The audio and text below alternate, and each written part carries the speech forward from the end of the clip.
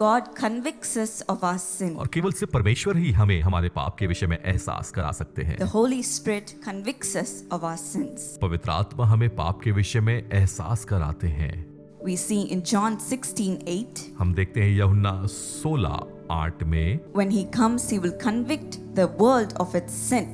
जब वह आएगा तब पाप के विषय में एहसास दिलाएगा, या दूसरा अनुवाद कहता है निरुत्तर करेगा, Of God's righteousness and of the coming judgment.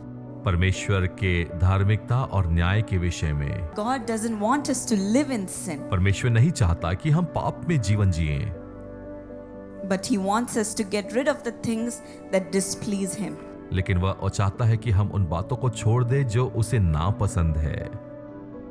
To get rid of those things, we need to identify what is displeasing God. और इन बातों को छोड़ने के लिए पहले हमें यह पता करना है कि वह क्या चीज है जो परमेश्वर को पसंद नहीं है।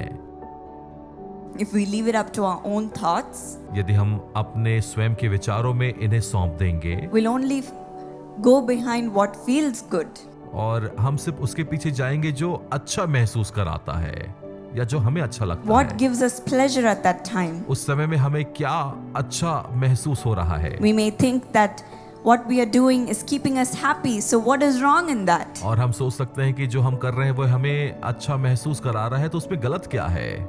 To identify what is displeasing God, we need the conviction of the Holy Spirit. इस बात को महसूस करना कि परमेश्वर के विषय में क्या पाप है या उसे क्या अच्छा नहीं लगता है, हमें पवित्र आत्मा की आवश्यकता है। The Holy Spirit works through our conscience to make us aware of our sins.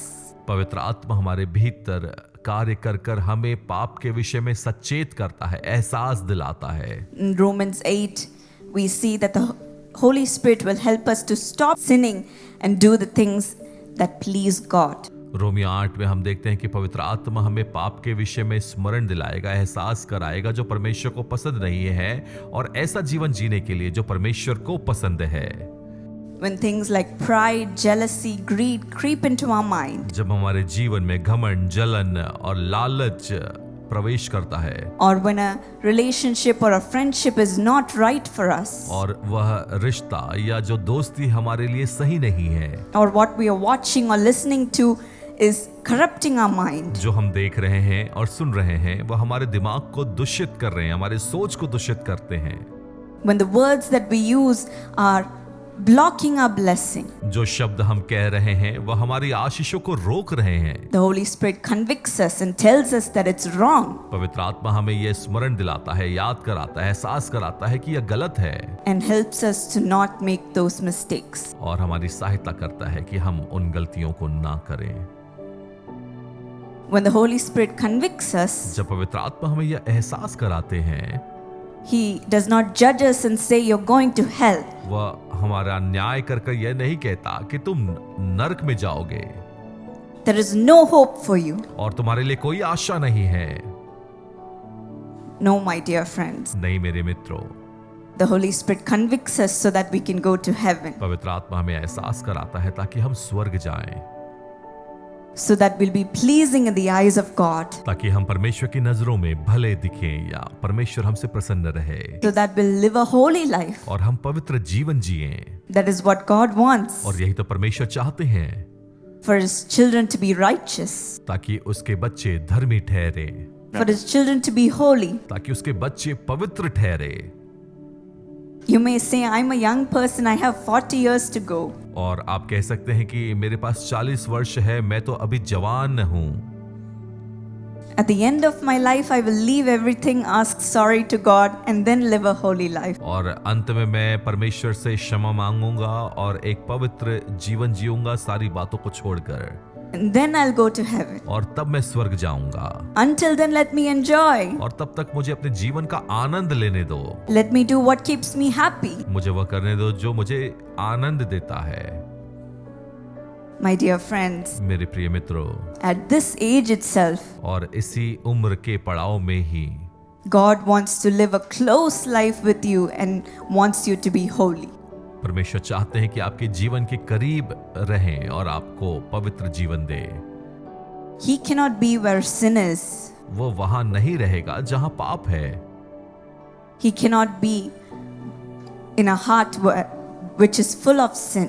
वह उस हृदय में कैसे रहेगा जिसमें पूरी तरह से पाप भरा हुआ है। That is why he wants you to get rid of those sins so that he can live with you and show his power through you. और इसलिए तो वह चाहते हैं कि आप अपने हृदय से सारे पाप को उखाड़ कर बाहर कर दे ताकि वह उस स्थान पर रहे। He doesn't want anything to come between you and him. वह नहीं चाहता कि आपके और उसके बीच में कोई भी बातें आए। And if we sin, it will come right between you and God. और यह तो पाप है जो आपके और परमेश्वर के बीच में आती है। That is why he sends his Holy Spirit to convict us of our sin, to leave it behind and go back to Jesus. और इसलिए तो वो अपने पवित्र आत्मा को भेजता है ताकि वो हमारे पापों का एहसास कराए, ताकि उसे पीछे छोड़कर हम यीशु के साथ अपने जीवन को जिएं। So he will tell you what you're doing is wrong. Ask for forgiveness and don't do it again. और वो हमें सिखाएगा कि तुम जो कर रहे हो वो गलत है, क्षमा को मांगो। He wants to be close to you. वह चाहता है कि आपके करीब रहे। That is why he is convicting you. और इसलिए तो वह आपको एहसास दिलाता है। So what did Jesus do when he was tempted by sin? तो यीशु ने क्या किया जब शैतान ने उसको परखा? In Matthew 4 we see मत्ती 4 में हम देखते हैं the devil tempted Jesus during his fasting. उपवास के समय शैतान ने यीशु मसीह की परीक्षा ली। When Jesus was fasting, the devil said, "Turn these stones to bread and you eat them." जब यीशु मसीह उपवास कर रहे थे तो शैतान ने कहा कि इन पत्थरों से कहे कि वो रोटी बन जाए। If you're the son of God, you'll have all the power to do it. यदि तू परमेश्वर का पुत्र है तो तेरे पास सामर्थ्य इन बातों को करने के लिए। Why should you be hungry when you have power? तुम भूखे क्यों रहोगे जब तुम्हारे पास सामर्थ्य है? Turn the stones to bread and have it. इन पत्थरों को रोटी में तब्दील कर इसे ग्रहण कर लो। The devil wanted to test God by asking Jesus to throw himself from a high point. शैतान ने यीशु मसीह की परीक्षा ले कि ऊंचे स्थान पर जाकर अपने आप को नीचे गिरा दे। The devil said the angels will come and help you. शैतान ने कहा कि स्वर्गदूत आकर तुझे उठा लेंगे। And the devil even offered him the entire world full of riches and splendor. और शैतान ने यीशु मसीह को पूरे दुनिया को दिखाकर कहा कि ये सारी महिमा मैं तुझे दे दूंगा। But what did Jesus say? लेकिन यीशु ने क्या कहा? Away with me, Satan. शैतान मुझसे दूर हो जा। And Jesus quoted the scripture for every temptation that the devil brought. और यीशु मसीह ने हर एक परीक्षा के विरोध में परमेश्वर के वचन को कहा। And the devil left him. और शैतान छोड़कर चला गया। When the devil tempts us, it'll be so sweet. जब शैतान हमारी परीक्षा ले वो तो बहुत मीठा दिखेगा। Just watch this movie only once. और सिर्फ एक बार इस मूवी को देख लो। Nobody will know. किसी को मालूम नहीं चलेगा। Talk to this person for one more day. Nobody will know. इस व्यक्ति से सिर्फ एक और दिन बात कर लो। Copy in this test for one time. Nobody will know. Test में एक बार सिर्फ कॉपी कर लो, किसी को पता नहीं चलेगा। Try this one time. Nobody will know. You'll feel so good. और इसे सिर्फ एक बार अपने जीवन में ट्राई करो, बहुत अच्छा लगेगा, किसी को मालूम नहीं चलेगा। He'll speak so well and so sweet. और वह तो बहुत भला और बहुत मीठा बात करेगा। And we'll want to do it so bad. और वह तो ऐसा होगा कि हम इसे करना चाहेंगे। But then, as Jesus said, लेकिन तब जैसा यीशु ने कहा, we should also say, "Away with me, Satan. हमें ऐसा कहना है कि शैतान मुझसे दूर हो जा। Get away from me. मुझसे दूर हो जा। I'm the child of God. मैं परमेश्वर की संतान हूँ। I don't want anything to come between me and Jesus." मुझे यीशु और मेरे बीच में कोई बात नहीं चाहिए। The Holy Spirit will remind you of His word पवित्र आत्मा उसके वचन को आपको स्मरण दिलाएंगे and give you the strength to overcome the temptation. और उस परीक्षा में जय पाने के लिए आपको सामर्थ्य प्रदान करेंगे। And your relationship with God will be more sweeter than the pleasures of this world. और इस संसार के आराम से परमेश्वर के साथ रिश्ता आपका बहुत मीठा और मधुर हो जाएगा। You'll have a unique peace more than what the world can offer. और इस संसार में जो शांति मिलता है उससे एक अलग ही शांति आपके जीवन में वास करेगी। You'll feel so much more satisfied than all the pleasures of the world combined. और परमेश्वर के द्वारा दी गई संतुष्टि को संसार के सभी सुखों से अधिक महसूस करेंगे। When you do what is right in front of God's eyes, परमेश्वर की नजरों में जब आप वो करते हैं जो सही है, you'll have peace. आप शांति महसूस करेंगे। So how do we get filled with this Holy Spirit? तो कैसे हम पवित्र आत्मा से परिपूर्ण हो जाएं? The Holy Spirit entered into you when you decided to give your life to Jesus to become a follower of Christ. पवित्र आत्मा ने उसी वक्त आपके जीवन में प्रवेश किया जब आपने अपने जीवन को यीशु को समर्पण किया और उसके अनुयायी होने के लिए प्रण लिया। According to Romans 8:9, रोमियो 8:9 के अनुसार when we receive Christ in our lives, the Holy Spirit lives in us. जब हम यीशु को उद्धारकर्ता करके ग्रहण करते हैं, पवित्र आत्मा हमारे भीतर रहता है। But that's not enough. लेकिन सिर्फ यही काफी नहीं है। We need to continually ask God to lead us. हमें लगातार परमेश्वर से मांगते रहना है कि हमारी अगुवाई करें। Ask the Holy Spirit to guide us and help us in all the things that God wants us to do. पवित्र आत्मा से मांगे कि हमारी सहायता करे, हमारी अगुवाई करे हर एक उन बातों में जो हमें करना है। As we grow as children of God, जैसे हम परमेश्वर की संतान होने के नाते बढ़ते हैं, we should allow the Holy Spirit to take control of more and more aspects of our lives every day. हर एक दिन में अपने जीवन के हर एक भाग में पवित्र आत्मा को नियंत्रण और अधिक देने की आवश्यकता है। We cannot hold on to our pleasures, hold on to our happiness and say, God lead me. और हम अपने ऐशो आराम को थाम कर यह नहीं कह सकते कि परमेश्वर मेरी अगुवाई कर। Hold on to our sin and say, God lead me. अपने पाप में हम बने रहें और यह कहें कि परमेश्वर मेरी अगुवाई कर। We'll be standing in the same place. हम उसी स्थान पर खड़े रहेंगे। Because we won't be open to what God actually wants us to do, because we are not willing to leave our flesh and our desires behind. क्योंकि हमने परमेश्वर को उसके कार्यों को करने के लिए अपने जीवन को नहीं खोला है और हम अपने ऐशो आराम में ही जी रहे हैं। In order for the Holy Spirit to lead us, we need to submit ourselves to His will. पवित्र आत्मा को हमारी अगुवाई करने के लिए अपने आप का समर्पण उसके हाथों में देना जरूरी है। When you do that, जब आप यह करते हैं, you will see how your life is changing in each and every step. आप देखेंगे कि हर एक पायदान पर किस प्रकार से आपका जीवन परिवर्तित होता है। When I first gave my life to Christ, I didn't fully understand about the Holy Spirit. जब मैंने अपने जीवन को यीशु को समर्पण किया, मैं पवित्र आत्मा के विषय में बहुत बातों को नहीं समझ पाती थी। I thought I can just pray to Jesus, believe in Him and carry on with my life. और मैं सिर्फ यही सोचती थी कि यीशु से प्रार्थना करो, उस पर विश्वास करो और अपने जीवन को जीते रहो। I didn't think I needed the help of the Holy Spirit because I already had everything in my life. और मुझे नहीं लगता था कि मुझे पवित्र आत्मा की सहायता की आवश्यकता है, क्योंकि मेरे जीवन में सब कुछ था। But then लेकिन तब life started to happen and जीवन आगे बढ़ी। I started to face loneliness, मैंने अकेलेपन को महसूस किया, failures in my life, अपने जीवन में असफलताओं को देखा, weakness, कमजोरियों को, hurt, पीड़ा को, and I was also confused in some points in my life. और अपने जीवन के कई पायदानों पर मुझे संदेह भी था। I desperately needed someone to guide me. और मुझे बहुत आवश्यकता थी कि कोई मेरी अगुवाई करे। And as I started to mature in God by reading the Bible regularly, और जैसे मैं परमेश्वर के वचन को पढ़ने में परिपक्व होती चली गई, allowing God to direct my steps, मेरे मार्गों को परमेश्वर के अगुवाई में सौंपते हुए, involving Him in everything that I did, हर एक बातों में अपने जीवन के परमेश्वर को शामिल करते हुए, I could realize that it was the Holy Spirit leading me, मुझे यह एहसास हुआ कि पवित्र आत्मा है जो मेरी अगुवाई करते हैं, giving me peace, मुझे शांति देते हैं, helping me to walk according to the truths that I would read in my Bible every day. उस सत्य के द्वारा मुझे चलने में सहायता करते हैं जो प्रतिदिन मैं बाइबल में पढ़ती हूँ। What He would teach me would be so amazing. और जो वो मुझे सिखाते वो तो बहुत आश्चर्यजनक है। something that I could not even imagine in my mind. वह तो ऐसा कुछ है जो मैं अपने दिमाग में कल्पना भी नहीं कर सकती। When I started my blog, he would teach me what to write. मैंने अपने ब्लॉग को प्रारंभ किया, वो मुझे सिखाते हैं कि मैं क्या लिखूं।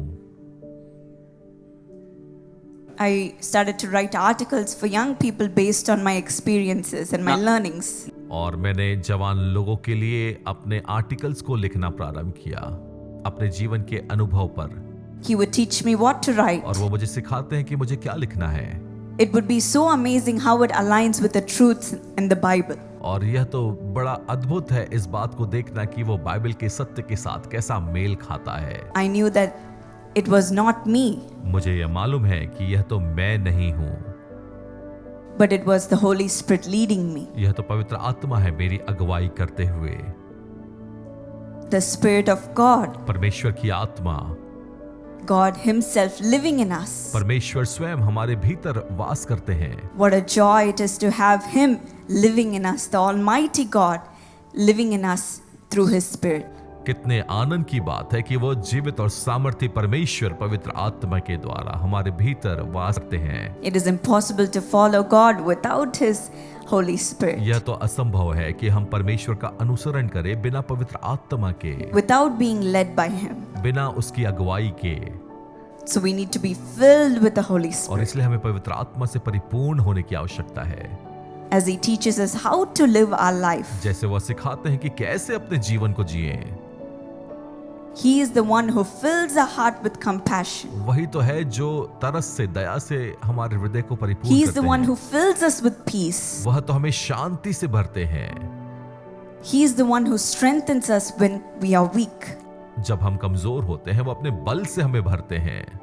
He is the one who helps us to remember the word of God when we are in trouble. जब हम समस्याओं में होते हैं वही हमारी सहायता करते हैं परमेश्वर के वचन को स्मरण दिलाने He में। even prays for us when we are not able to. जब हम प्रार्थना करने में सक्षम नहीं है वो हमारे लिए प्रार्थना करते हैं। The Holy Spirit is the one who keeps us from sin. पवित्र आत्मा है जो हमें पाप से दूर रखते हैं। Do you need Him in your life? क्या आपको अपने जीवन में पवित्र आत्मा चाहिए? How many of you want this Holy Spirit in your life? आप में से कितने को अपने जीवन में पवित्र आत्मा चाहिए? I see your hands. क्या मैं आपके हाथों को देख सकती हूँ? Right now, will you stand up with me and ask Him to fill you? क्या इस समय में आप मेरे साथ अपने पांव पे खड़े हो जाएं और कहें कि मुझे परिपूर्ण कर दे? Tell Him, Lord, I don't want anything to separate me from your Holy Spirit. कहें, परमेश्वर मुझे कुछ भी ऐसा नहीं चाहिए जो मुझे पवित्र आत्मा से अलग करे। I don't want anything to come between me and you, Lord. मुझे कुछ भी नहीं चाहिए ऐसा जो मेरे और परमेश्वर के मध्य में आए। Come and fill me, Lord. मुझे आकर तृप्त करे, परिपूर्ण करे। I want to leave all my sin behind, मैं अपने सारे पापों को पीछे छोड़कर जाना चाहता हूँ, all my pleasures behind. अपने हर एक आराम को पीछे छोड़ना चाहता हूँ। I want you to fill me, Lord. मुझे चाहिए कि आप मुझे परिपूर्ण करें। I give all my pleasures to you, मैं अपने आराम को आपके हाथों में सौंपता हूँ, all my desires to you. अपनी हर एक इच्छा को आपके ऊपर सौंपता हूँ। Fill me with your Holy Spirit so I know what your will is for my life. मुझे पवित्र आत्मा से परिपूर्ण करे ताकि मैं ये जान पाऊं कि आपकी योजना मेरे जीवन के विषय में क्या है। Will you ask Him and will you speak to Him right now? क्या आप उससे मांगेंगे और पूछेंगे इसी वक्त? Ask Him, Lord, fill me. कहे, परमेश्वर मुझे परिपूर्ण कर दे। I want your peace, Lord. मुझे आपकी शांति चाहिए परमेश्वर। I want your strength, Lord. मुझे आपका बल चाहिए। I want your power, Lord. मुझे आपका सामर्थ्य चाहिए। I want your Holy Spirit. मुझे आपका पवित्र आत्मा चाहिए। Open your mouth and talk to Him. अपनी जुबान को खोले और उससे बातें करना प्रारंभ करें। He is here and ready to fill you. वो यहाँ है और आपको तैयार है परिपूर्ण करने के लिए। All you need to do is ask Him. आपको सिर्फ यही कहना है कि मांगे। Even as I sing, you ask Him. और जैसे मैं गीत गाती हूँ आप मांगे। Holy Spirit, come fill me, Lord. पवित्र आत्मा आकर मुझे तृप्त करे। I pray that you will guide them every single day. मैं प्रार्थना करती हूँ कि हर एक दिन आपकी अगुवाई करें And let them see Jesus in them, Lord. और वह उनके भीतर यीशु को देखने पाए And you work through them, Lord. और उनके द्वारा आप कार्य करें परमेश्वर। Thank you for moving in the midst of us, धन्यवाद हमारे बीच में चलन करने के लिए, filling each heart with your spirit. अपनी आत्मा से हर एक हृदय को भरने के लिए। Let it no longer be I, और यह तो मेरा मैं ना रहे, but Jesus in me. लेकिन यीशु मुझ में रहे। Let this be the truth in each one of your children. और आपके बच्चों के भीतर में यही सत्य आ जाए। Bless them, Lord. उन्हें आशीषित करे परमेश्वर। In Jesus' name I pray. यीशु के नाम से मैं दुआ करती हूँ, Amen. आमीन।